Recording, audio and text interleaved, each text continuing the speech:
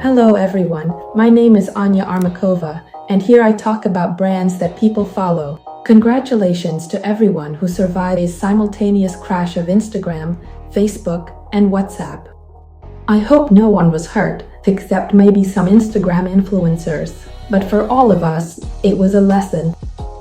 A lesson that you shouldn't put all your eggs in one basket. Just like in investments, it's important to diversify in marketing. It is important to use different channels not only because it is more effective, but also because there can be such risks. My new YouTube channel was created partly to diversify these risks. I have Instagram. These are completely different platforms. On Instagram, users can delete or hijack the account of a fairly large blogger with a million-strong audience.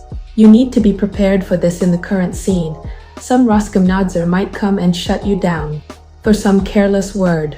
In general, there are always risks, and it is better to have several unrelated services at once. I chose Telegram as an additional backup because I like to write. I love to write a lot. On YouTube, it's a video format, and I trust it more. I believe it has a future. It seems to me that my entrepreneurial audience is mostly on YouTube. At the same time, I enjoy running Instagram. I understand it. It is easy for me, and I have been using it since the service was founded.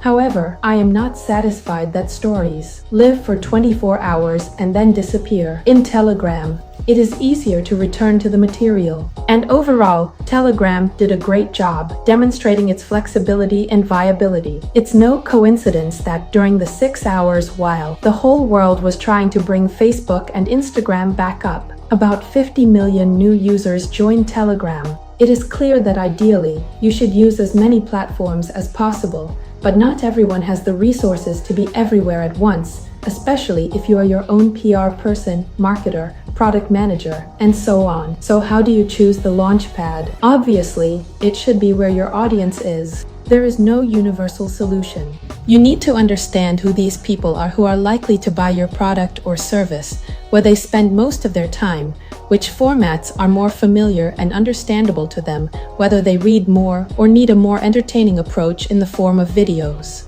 It is important to have a promotion strategy communication neighbors understand at what stage we are now, how well the market knows us, whether we need to create more emotional engagement, or if we need to explain some rational advantages, and so on. After weighing all the criteria, it is better to choose not just one, but 2 or 3 backup platforms.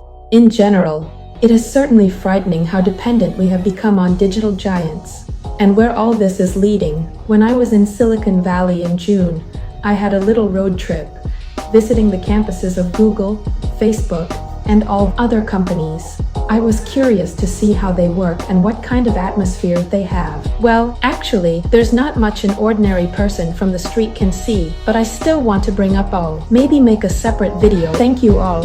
And if you found this interesting, you know what to do.